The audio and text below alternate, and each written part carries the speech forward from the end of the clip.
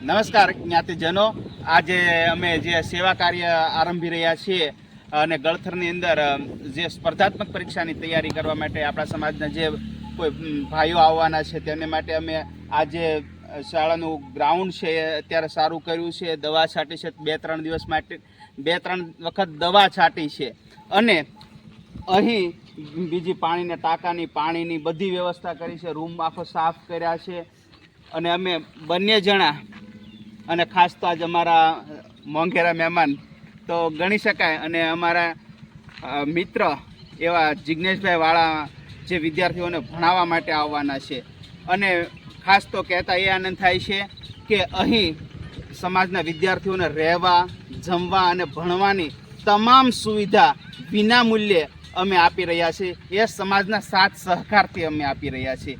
તો આપ સર્વે અમને મદદ કરજો અને જે કોઈ વિદ્યાર્થીઓને ભણવા માટે આવવું હોય, અત્યારે ખાસ તો હું કહું છું ને જિગ્નેશભાઈ, તો આ જે પરિસ્થિતિ છે ને અને આ 2025નું વર્ષ છે, શિક્ષકોની ભરતી હોય, તલાટી કમ મંત્રી હોય, મહેસૂલની અંદર તલાટી હોય, પછી એસઆઈ કરેલા જે મિત્રો છે, આ તમામ અને પોલીસ ભરતી ખાસ મોટી થઈ ગઈ છે અને હજી પણ થવાની છે. પોલીસ ભરતી તો રેગ્યુલર જે સરકાર છે 1-2 વર્ષે 12,000 10,000 સમથિંગ એટલી ભરતી તો કોન્સ્ટેબલની આવતી જ રહેતી હોય છે અને આપણે ગ્રુપમાં બી શેર કરતા જ હોઈએ છીએ કે આ અલગ અલગ પ્રાઇવેટ જોબ છે તો ગવર્મેન્ટ જોબ છે, એ બધું આપણે શેર કરતા જ. વિદ્યાર્થી અહીંયા આવે અને આવા વાતાવરણમાં હું તો કહું જો એ ભણે અને એવું અહીંયા વાતાવરણ મળી રહે છે તો હું તો કહું અહીંયા આવવું અને તૈયારી કરવી જોઈએ. સ્પર્ધાત્મક પરીક્ષાનું એવું નથી કે આપણે 5 મહિના 2 મહિનાને એક એક્ઝામને ટાર્ગેટ કરી લઈએ અને પાસ થઈ જઈએ. એ તો આપણા નસીબ અને આપણી તૈયારી અને આપણું ડેડિકેશન માંગી લઈએ છે.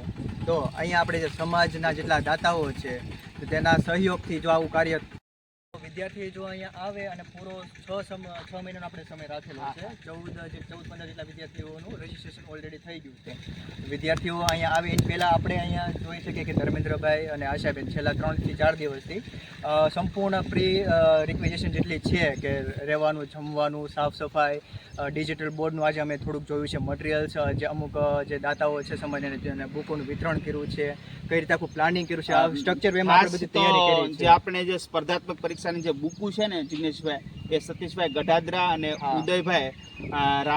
ઉદયભાઈ પરમાર છે રાજકોટથી, એમને મેકલાવી છે અને ઘણી બધી બુકો તો અમારી પાસે હતી જ. ઓલરેડી અહીં લાઇબ્રેરીની પૂરેપૂરી સુવિધા છે. ઉપરાંત મારી જેટલી મેં તૈયારી કરેલી છે, મારે જેટલા મટીરિયલ્સ બનાવેલા છે એમાંથી આજ હું થોડા ઘણા લાવેલો છું અને એ બી વિદ્યાર્થીઓને વાંચવા માટે હું આપવાનો છું અને પૂરી ગાઈડન્સ હું મારા તરફથી મેં જેટલી એક્ઝામ ક્લિયર કરેલી છે સર પાસે થોડુંક એના પૂરા અનુભવો છે તો એનો પૂરો લાભ લ્યો હું તો કહું અને આવો તૈયારી કરો અને સમાજને આપણે આગળ વધારવાનો આ એક બેસ્ટ મોકો છે અને આપણી જીવનશૈલીને પણ સુધારવાનો આ ખૂબ સારો એવો મોકો છે, તો તેનો લાભ અવશ્ય લેવો જોઈએ. અને ખાસ તો હું તમને આ વર્ષે કહું ને તો 8,700ની કંડક્ટર છે, ડ્રાઈવર છે, મિકેનિકલ છે, આ બધા જે દરેક વિભાગમાં ભરતી તો આવે જ છે. ટૂંકમાં વિદ્યાર્થીઓ જોતા રહે છે કે એવું નહીં કે ખાલી કોન્સ્ટેબલની છે, સેન્ટ્રલ લેવલની બી ઘણી બધી પરીક્ષાની નોટિફિકેશન આવે છે.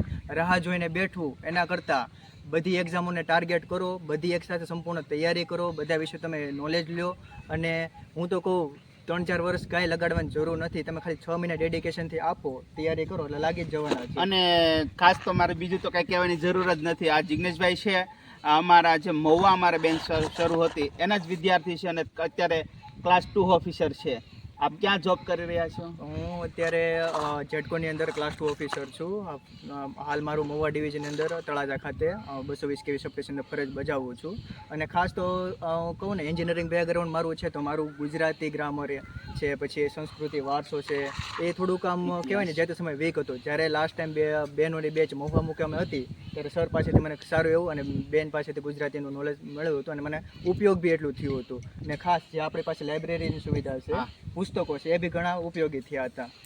અને ટૂંકમાં એમ કે જો તમે વિદ્યાર્થી અહીં આવો, વાંચો અને તમારા સપનાઓ સાકાર કરો, એવો અહીંયા બેસ્ટ મોકો અત્યારે છે. અને જિગ્નેશભાઈ, બધા એવું વિચારતા હોય કે અહીં આપણે પ્રાઇવેટ કામ કરવી તો 10-15 હજારની નોકરી મળી જાય, પરંતુ મને નથી લાગતું કે વધારે આપણો સપનું સાકાર કરતું હોય છે. હા, એવું છે કે પ્રાઇવેટ સેક્ટરમાં ઓપોર્ચ્યુનિટી જે લોકોને સારી એવી મળી રહી છે, જેમ કે 50-60 હજાર જેવું કાંઈક એવી રીતે પેકેજ મળતું હોય તો એમાં આગળ વધવું યોગ્ય કહેવાય. હા. પણ તમે 10, 15, 20 હજારમાં તમે લાગો પણ એનું તમને બેનિફિટ મળશે પણ ક્યારે એનું પ્રમોશન આવશે 10-15 વર્ષ પછી જોવા મળશે.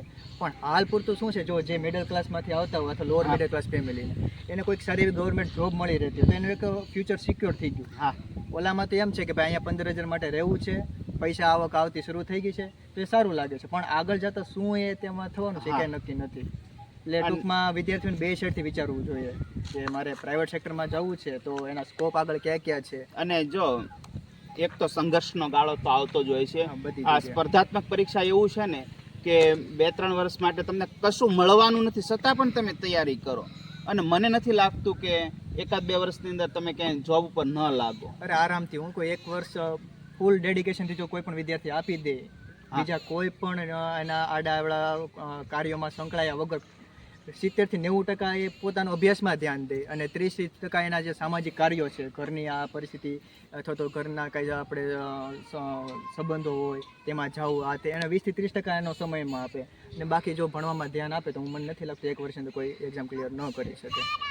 અને ખાસ તો એક વાત મને એક જણાવતા દુઃખ થાય છે આમ તો, પણ હું તમને એ જણાવી દઉં છું કે આપણે અહીં જેવી સ્પર્ધાત્મક પરીક્ષાની તૈયારી કરે છે, બાળકો આવે છે, ભણે છે, પરંતુ પોતાના પ્રસંગોની અંદર લઈ જવા એક મા બાપનું ઓલું રહેતું હોય છે. જોકે 3 ધ્રુવ છે શિક્ષણના, એક તો શિક્ષક છે, વિદ્યાર્થી છે અને એમના માતા પિતા છે. એટલે આ ત્રણેય ધ્રુવ જો સમાન બને ને તો કામ થાય. માતા પિતાને પણ એવું કહેવું છું કે ભાઈ તો તું તમને ત્યાં અભ્યાસ કર, તારી પાસે કોઈ જવાબદારી નથી. બહુ ઇમરજન્સી ને એવું કંઈ કોઈ કે એને ત્યાં રહેવું હાજર રહેવું આવશ્યક છે, એ સિવાય જો એના પરિવારજનો એવું માની લે કે ના મારા વિદ્યાર્થીએ મારા છોકરો અથવા દીકરો અથવા દીકરી ભણવામાં સમય આપી દે તો એ યોગ્ય કહેવાય.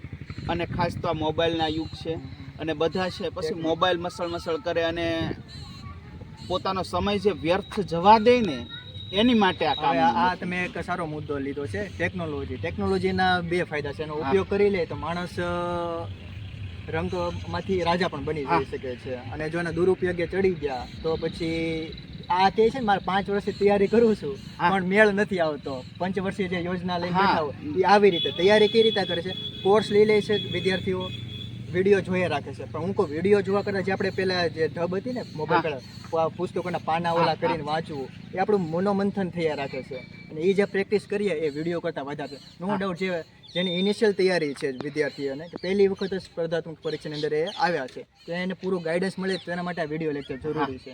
પણ એકને એક એ વિડીયો જોઈ રાખીને બુકને અથવા તો તે ટચ કરતા નથી, અડતા નથી અને ડાયરેક્ટ એક્ઝામમાં બેસે છે અને કંઈક ને કંઈક ડિમોટિવેશન પ્રાપ્ત કરે છે પછી કે મારે નથી થયું. એનું કારણ એમ છે કે એ બુક અડી નથી, પ્રેક્ટિસ નથી કરી, રિવિઝન નથી કર્યું, ટેસ્ટ સિરીઝ નથી આપી, આ ટેવો છૂટતી જાય છે. એ ટેકનોલોજીનો દુરુપયોગ છે કે અમારા. અને ખાસ તો હું ગણિત અને રિઝનિંગ માટે બધા જે આર્ટ્સના વિદ્યાર્થીઓ હોય છે ખરેખર એનાથી દૂર ભાગતા હોય છે, એની માટે જિગ્નેશભાઈ શું કરવું પડે છે?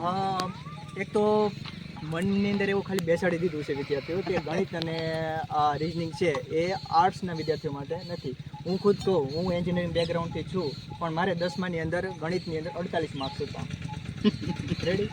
એ આપણા માનસિક વિચારો ઉપર છે કે માથી નથી થતું, પણ જો તેને સરખાઈથી સમજવામાં આવે, એનો પાયો મજબૂત કરવામાં આવે, પેલો કહે છે ને ઇમારત મજબૂત બનાવે તો એના માટે એના પાયો મજબૂત હોવા જોઈએ, એનું જે નીચેનું બેઝ છે એ મજબૂત હશે તો ઓટોમેટિક એના માળ ઉપર બધા સરખા રહેવાના. તો વિદ્યાર્થીઓને બેઝિકથી જે શીખડાવવામાં આવે છે હું પૂરું ગાઈડન્સ આપવાનો મારા તરફથી પ્રયત્ન કરીશ. મારા જે જોબમાંથી ટાઈમ મળશે શનિ રવિમાં અને એક્ઝામ સમયે એને પૂરેપૂરું રીતે ગાઈડન્સ આપી કઈ રીતે મેથ્સ રીઝનિંગ તૈયારી કરવી, અને કોઈ પ્રશ્ન તો કદાચ તો હું નહીં આવવા દઉં. આમાં બધા ટોપિક કવર કરાવવાના. હવે એને મેથ્સ રીઝનિંગ કરવા માટે એક પેલું એનું સ્ટ્રેટેજી હોય છે કે વિદ્યાર્થીઓને સંખ્યા જ્ઞાન આ છે તે છે ટોપિક પહેલાં પાયેના છે ને એ મજબૂત નથી કરતા.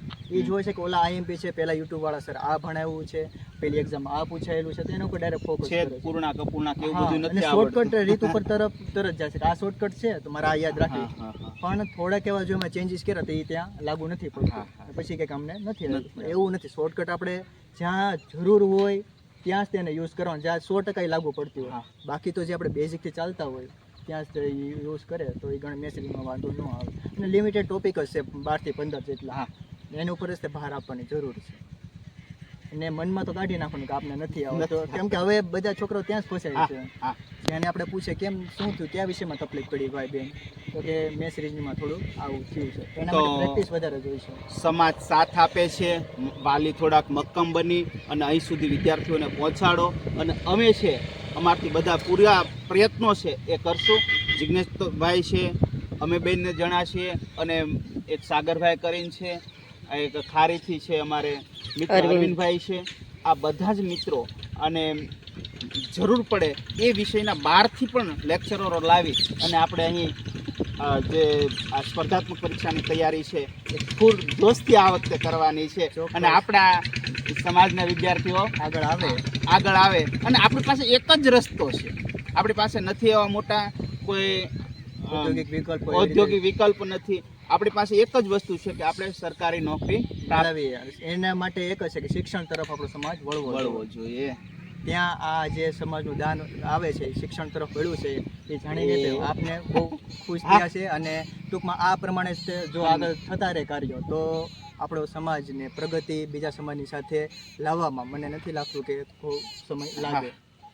અને ખાસ કરીને તો હું છે અહીં જે દાન કરી રહ્યા છે એમને તો ખૂબ ખૂબ સમાજનો આભાર માનું છું. અને ખાસ તો અશોકભાઈ મકવાણા છે ગોંડલથી, પછી મૂળજીભાઈ ઝાલા છે આટકોટથી, ભાસ્કરભાઈ ખેર છે, મનસુખભાઈ ચૌહાણ છે, આ ઉપરાંત પણ બીજા ઘણા બધા ભાઈઓ છે એ બધા જ અમારી સાથે જોડાણેલા છે, અને એ બધાનો પણ હું આ તકે ખૂબ ખૂબ આભાર માનું છું. સર્વ જ્ઞાતિજનોને હજી પણ જણાવતા આનંદ થાય છે કે અમારે 20 વિદ્યાર્થીઓ લેવાના છે. હજી થોડીક જિગ્નેશભાઈ સીટ ખાલી છે, અને જે કોઈ વિદ્યાર્થીઓને આવવું હોય તે અમારો સંપર્ક કરશે. અને બીજી વધારાની ડિટેલ્સ આપણે મેસેજની અંદર આપેલી છે તો એ રીતે તમે સંપર્ક કરો અને ડાયરેક્ટ કોલ અથવા તો મેસેજ કરી અને તમે ધર્મેન્દ્રભાઈ વાળા અને સમાજના આગેવાનો છે તેમાં સંપર્ક કરીને અને ગળથર મુકામે આવી શકો છો. જય ગીર મેહુલ દાદા.